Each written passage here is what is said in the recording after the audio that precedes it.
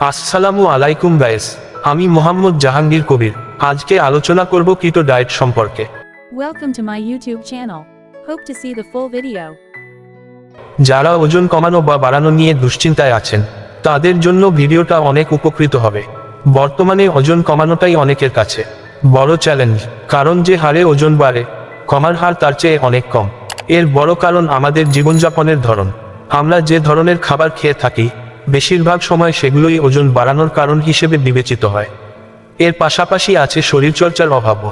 Keto diet বা ketogenic diet এটি হলো সুপার লো কার্বো ডায়েট। এই ডায়েটে কার্বো কম থাকে এবং ফ্যাট অনেক বেশি থাকে, সেই সঙ্গে প্রোটিন থাকে মাঝামাঝি। আমাদের সাধারণ ডায়েটে কার্বোহাইড্রেট 50%, প্রোটিন 20% ও ফ্যাট 30% থাকে। এদিকে কিটো ডায়েটে কার্বোহাইড্রেট 5%, প্রোটিন 25% ও ফ্যাট 70% থাকে। এর মানে হলো আপনি সারাদিনে যতটুকু খাবার খাবেন তার ভেতরে এসব উপাদানের পার্সেন্টেজ এমন থাকতে হবে। তাই কোন খাবারে কি পরিমাণ কার্বোহাইড্রেট, প্রোটিন, ফ্যাট ইত্যাদি থাকে তা জেনে নেওয়া জরুরি।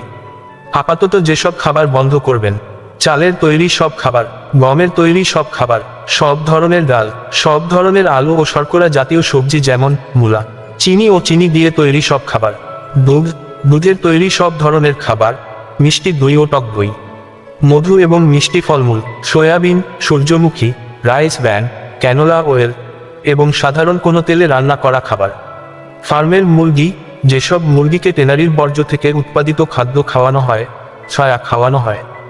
গরুর মাংস, যে গরু বা ষাঁড় ইনজেকশনের মাধ্যমে মোটা তাজা করা হয়। খাসির ক্ষেত্রেও এটি প্রযোজ্য।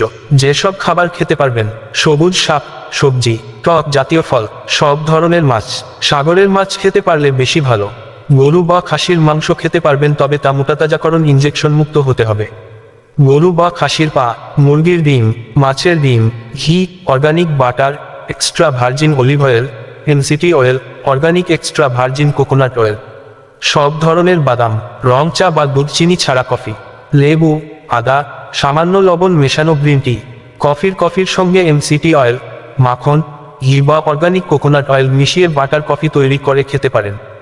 যেসব বিষয়ে খেয়াল রাখবেন: যতটুকু সম্ভব দুশ্চিন্তামুক্ত থাকার চেষ্টা করবেন, হাসি খুশি থাকবেন, প্রতিদিন হাঁটার সময় বা হাঁটার পরে সকালের রোদ গায়ে লাগানোর চেষ্টা করবেন, কারণ রোদে থাকা ভিটামিন ডি আমাদের শরীরকে সুস্থ রাখতে সহায়তা করে।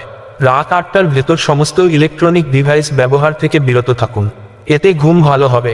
মুসলমান ধর্মের অনুসারীরা নিয়মিত নামাজ পড়বেন, বেশি বেশি নফল নামাজ পড়বেন। এতে আপনার ফরজ আদায় হওয়ার পাশাপাশি শারীরিক কিছু ব্যায়াম হবে, যা আপনার স্বাস্থ্যের জন্য উপকারী। অন্য ধর্মের হলে নিজ নিজ ধর্মের রীতি অনুসারে ইবাদত করুন, আর সৃষ্টিকর্তার উপর বিশ্বাস রাখুন এবং ভরসা রাখুন। অবশ্যই আপনি সফলকাম হবেন। বাইরের সব খাবার পরিহার করুন। তরকারির জন্য প্যাকেটজাত মশলা না কিনে নিজেরা আস্ত মশলা মেশিনে ভাঙিয়ে নিন। সব ধরনের প্যাকেটজাত দ্রব্য পরিহার করার চেষ্টা করুন। রান্নায় সয়াবিন তেলের পরিবর্তে এক্সট্রা ভার্জিন অলিভ অয়েল ব্যবহার করতে না পারলে আপাতত সরিষার তেল ব্যবহার করুন। সকলে ভালো থাকবেন এবং সুস্থ থাকবেন। আজকের মতো বিদায় নিচ্ছি। চ্যানেলটি অবশ্যই সাবস্ক্রাইব করবেন। ধন্যবাদ।